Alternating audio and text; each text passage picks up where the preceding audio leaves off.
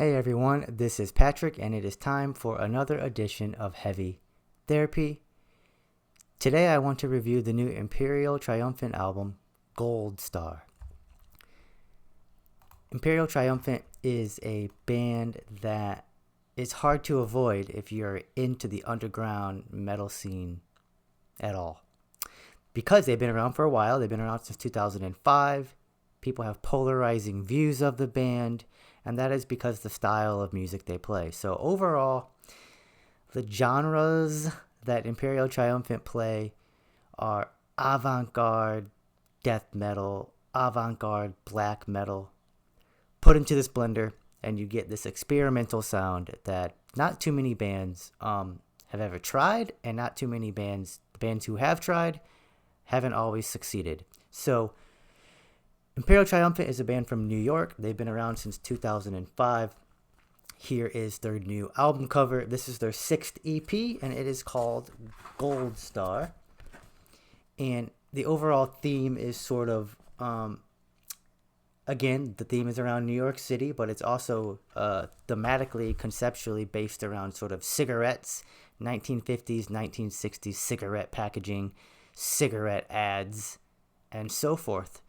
And I think that's really cool because this band represents sort of, they anthropomorphize the city, industry, corruption, greed, evil, and cigarettes, right? Cigarettes are evil. They are sort of presented as this lovely, leisurely activity, and in the end will most likely kill you if you keep smoking for any period of time whatsoever, really.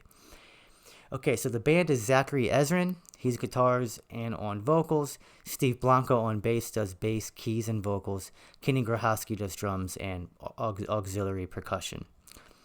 The album was produced by Colin Marston, mastered by Arthur Rizek, and this amazing cover art is by Zbigniew Bilak. And yeah, it's just super cool. There they are in all of their masked glory, or infamy, you should say.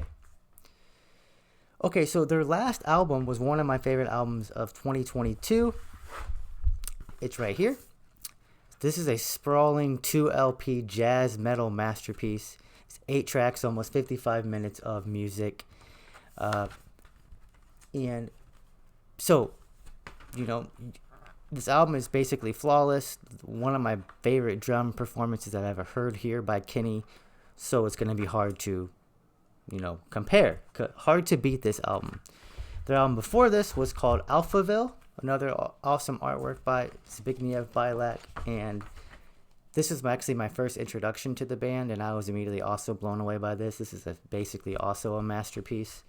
So 2 long, sprawling 2 LP jazz metal avant-garde masterpieces. How does this compare?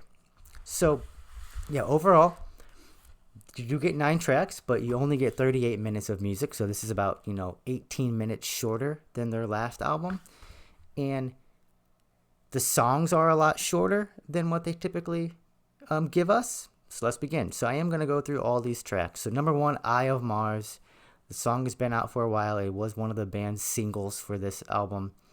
Super dense song. It has trombones in the background. This is a noisy song. It does break a bit at the bridge, and this sort of like psychedelic guitar part comes through. And then you hear this woman talking, and she says, "Unbind the soul from her master." They come crashing back into the song with aplomb. Cool use of whammy bar by Zach. Just sort of what Imperial Triumphant does in one song, that's what Eye of Mars gives you. The next song, Gamora Nouveau. This song starts with some auxiliary percussion and some hand claps. The main riff is this sort of scratchy riff that ends with this crawling little bit. It sort of has this thrashy this thrashy sound as well, thrown through this dissonant Imperial Triumphant filter. Love how quickly this song falls apart, but then picks itself back up with the main scratchy crawling riff again. This song ends with this sort of technical death thrash riff that wouldn't be out of place on a cynic or atheist record. The main riff comes back in at the end. This is a straightforward Imperial Triumphant song if there ever was one. Track 3, Lexington, Delirium. This song begins with a reverbed out guitar melody that is super cool, atmospheric. You also hear the trademark sirens of New York City come through. This voice comes on that says, "The future, like everything else, is no longer quite what it used to be." So they're very good at sort of retro futurism. This is a drony, doomy song. It has some cool bass lines and guitar choices. There's a spoken word narration section here by Tomas from Meshuggah. And that won't be the only time that you hear Tomas on this record. The song ends with this tremolo riff with this weird bouncy bass line supporting it. There are also trombone and trumpets on this song. Cool song. Track 4, Hotel Sphinx, another single before the album came out. This starts immediately with that sort of Gojira, Morbid Angel tapping riff that opens the song. They bring this riff back in a little later. You know, some of this album song remind me of Slime Lord's last album, which is that really trippy psychedelic album. It was my album of the year in 2024. This song also has a cool sort of simple riff that comes in that is this gnarly angular riff. There's a heavy breakdown riff in this song. Not sure that they've done something quite like it before. It then goes halftime. The breakdown riff goes at halftime and slower. This reminds me of Born for One Thing by Gojira overall. Hotel Sphinx is this song's going to go hard live. You know they're going to play it live and they're going to get a great reaction to it. Track 5, which ends side A, is called New York City. This is a 47-second song that features Yoshiko Ohara shrieking on it in front of some blasting basically grindcore music.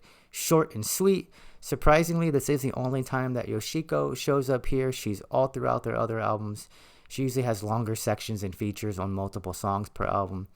I do believe this is an improv song in the studio, a great way of sort of ending this chaotic first half. Side B opens up with GOLDSTAR, and this song is a commercial jingle for their mid-century cigarettes called GOLDSTAR. Track 7, Rock Modern. This is another really noisy song that just totally keeps falling apart. It reminds me of Alterage. Another band that comes to mind with this guitar work on this album, especially this song, is Full of Hell. Alterage meets Full of Hell. That's what this song reminds me of the most. Probably the most experimental song on the album, even though it's also kind of built around one main riff. The final time they bring this anchor riff back in, they kind of destroy it from within. It kind of just disintegrates. One of the heaviest songs on here. Cool song, but actually maybe my least favorite song on the album. Okay, final 2 songs. Track 8 is Pleasure Dome, and Pleasure Dome opens with these sirens and church bells, creepy, ominous church bells, because aren't all church bells ominous and creepy? The anchor riff in this song starts to come in, the volume increasing every time it plays through until it kicks in fully. This main riff is definitely Meshuggah influence. It's djenty, might I even say. The guitar tone itself, slightly different. It's sort of djenty. It definitely locks into a very cool groove. Then they bring in another Full of Hell type guitar part.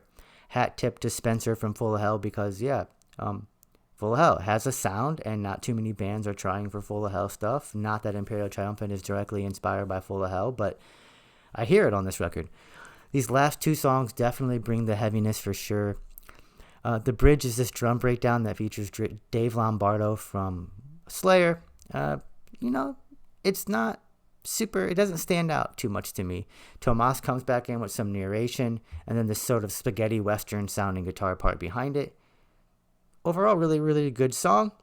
Number 9, Industry of Misery. This is the longest song on the album, coming in at a whopping 7 minutes and 20 seconds, which is, kind of like an average song length on some of their previous albums.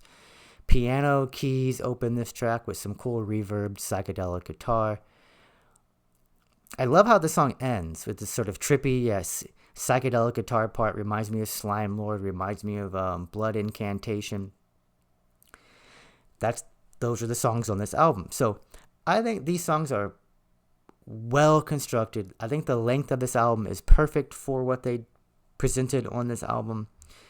Let's go to lyrics. So lyrics, always this band epitomizes greed, the big city metropolis, New York City, sort of oppression and suffocation. They worship the fall of man, which is self-inflicted but also bestowed upon us by greed, empire, colonization, domination, oppression, and they sort of take on the role of these masters of the universe types. This is the sound of evil, power, and corruption. This is the sound of us. The production choices here. It's a greatly produced album, produced by Colin Marston, who played bass on Gorgut's last album. And again, another band that this band sort of is deeply influenced by is going to be Gorguts for sure. Mastered by Arthur Rizek, so you know you're getting a great sounding album. The drums don't stick out as much in terms of the production, neither do the trombone or trumpets. They're kind of in the background a lot. What comes through is the guitar and the bass lines and the synth lines, and the vocals are also perfectly placed just in the music. Not super above it, not underneath it, but just well in the middle of the music. Song composition and track order. The songs are well composed. The track order is fine. Nothing amazing in terms of track order or transitions, though I do think side B's track order and transition is very well done. The closing song Industry of Misery is a great closing track. Overall, I recommend this album for fans of Portal, Full of Hell, Behemoth even, Gorguts, Alterage, and Slime Lord. Overall, I love this album. I give it around an 8.9 or a 9 out of 10. It might not be a masterpiece like their previous couple of albums, but it's very, very well done. I definitely have a place in my Imperial Triumphant library for, a 9-track, just 38-minute banger of an album. And that's what they give you. What are your thoughts on this album? Do you compare it to how does it compare or hold up to their other albums? Talk to you all in the comment section. Later. Bye.